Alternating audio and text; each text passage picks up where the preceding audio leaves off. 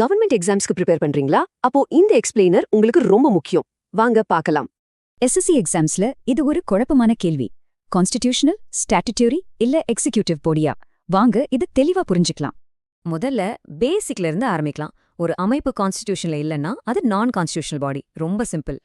இதுல 2 முக்கிய வகை இருக்கு. ஒன்னு பார்லிமெண்ட் ஆக்ட் மூலமா உருவாகும், இன்னொன்னு எக்ஸிகியூட்டிவ் ஆர்டர் மூலமா உருவாகும். சரி, இப்போ சில முக்கியமான அமைப்புகளை பத்தி பார்க்கலாம். முதல்ல நம்ம கவர்மெண்டோட பாலிசி திங்க் டேங்க் நீதி ஆயோக். இது ஒரு எக்ஸிகியூட்டிவ் பாடி.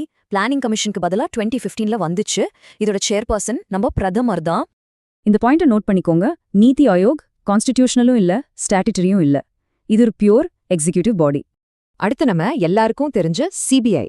இதோட ஒஃபிஷியல் ஸ்டேட்டஸ் என்னன்னு பார்க்கலாமா? சிபிஐக்கு பவர் எங்கிருந்து வருது? டெல்லி ஸ்பெஷல் போலீஸ் எஸ்டாப்ளிஷ்மெண்ட் ஆக்ட்ல இருந்து. அதனால இது ஒரு ஸ்டாட்யூட்டரி பாடி. இது ஒரு முக்கியமான விஷயம்.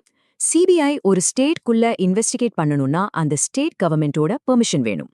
அடுத்தது சென்ட்ரல் விஜிலன்ஸ் கமிஷன், அதாவது சிவிசி. இதுதான் நாட்டோட anti corruption watchdog. CVC act 2003 மூலமா உருவான ஒரு ஸ்டாட்யூட்டரி பாடி இது. கரப்ஷனை சம்பந்தமா சிபிஐயை சூப்பர்வைஸ் பண்றதும் இவங்க தான். நல்ல கவனிங்க, சிவிசி ஒரு இன்வெஸ்டிகேட்டிங் ஏஜென்சி கிடையாது. ஆனா சிபிஐய கரப்ஷன் விஷயத்துல சூப்பர்வைஸ் பண்ணும்.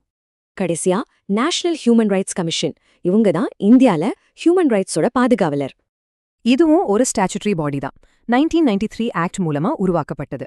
சேர்பர்சன் கண்டிப்பா ஒரு ஃபார்மர் சீஃப் ஜஸ்டிஸ் ஆஃப் இந்தியாவா இருக்கணும். இங்க ஒரு சின்ன ட்விஸ்ட். என்ஹெச்ஆர்சி ஒரு அட்வைசரி பாடி மட்டும்தான். ஆக்ஷன் எடுக்க ரெக்கமெண்ட் பண்ணலாமே தவிர தண்டிக்க முடியாது. ஓகே, ஒரு சின்ன ரேபிட் ரிவ்யூ. நான் பேரை சொல்றேன், நீங்க என்ன டைப் பண்ணி யூசிங்க. ரெடியா? நீதி ஆயோக் கரெக்ட், எக்ஸிகியூட்டிவ் பாடி. சிபிஐயா? சூப்பர், ஸ்டாட்யூட்டரி பாடி. கடைசி ஒன்னு என்ஹெச்ஆர்சியா? சரியா சொன்னீங்க, ஸ்டாட்யூட்டரி பாடி. இதெல்லாம் ஞாபகம் வச்சுக்க ஒரு சின்ன tip. Plan, investigate, watch and protect. அவ்வளோதான்.